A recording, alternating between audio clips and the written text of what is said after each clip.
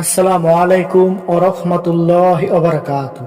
সুপ্রিয় দর্শক, আশা করছি মহান রব্বুল আলামিনের অশেষ রহমতে আপনারা সকলে অনেক ভালো আছেন। প্রিয় দর্শক, আজকে আপনাদেরকে জানাবো যে শবে বরাতের রোজা পরে স্বামীর সাথে সহবাস আগে।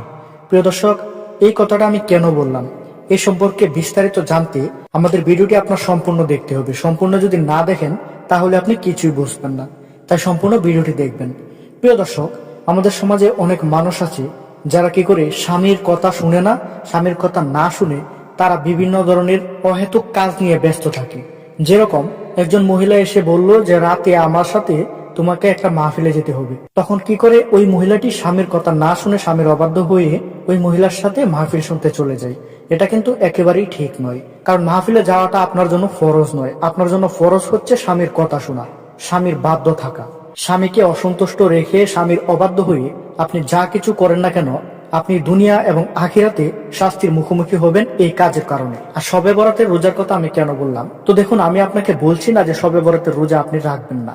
আপনি অবশ্যই আল্লাহ তাআলার ইবাদতের জন্য, এত গুরুত্বপূর্ণ একটি রাত মুসলমানদের জন্য শবে বরাতের রাত, এই রাতে আপনি ইবাদত করবেন। এতে আমি আপনাকে বাধা দিব না, আপনি ইবাদত করতে পারবেন। এতে করে আপনার কোনো গুনাহ নেই, বরং আপনি ইবাদত যত করতে পারবেন আল্লাহ রাব্বুল আলামিন আপনাকে তত খুশি করে দিবেন। তাই আপনি অবশ্যই এই রাতে ইবাদত করবেন।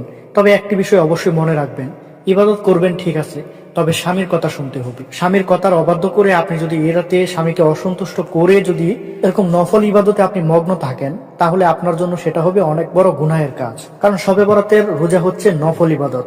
এ রাতে রোজা রাখলে আপনার সওয়াব হবে, কিন্তু না রাখলে আপনার কোনো গুনাহ হবে না।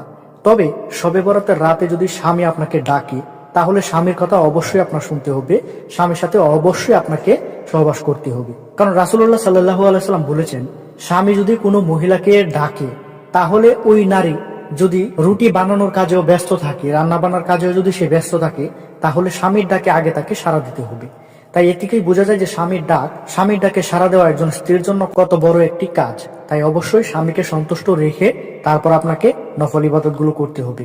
স্বামীকে আগে সন্তুষ্ট রাখবেন, তারপর আপনি নফল ইবাদত গুলো করবেন। কারণ স্বামীর ডাকে সাড়া দেওয়াটা হচ্ছে ফরজ, আর আপনি যে ইবাদত গুলো করবেন সেগুলো হচ্ছে নফল। আপনি যদি না করেন তাহলে আপনার গুনাহ হবে না, কিন্তু স্বামীর ডাকে যদি আপনি সাড়া না দেন তাহলে আপনার গুনাহ হবে। তো প্রিয় দর্শক, আশা করছি আপনাদেরকে বোঝাতে পেরেছি।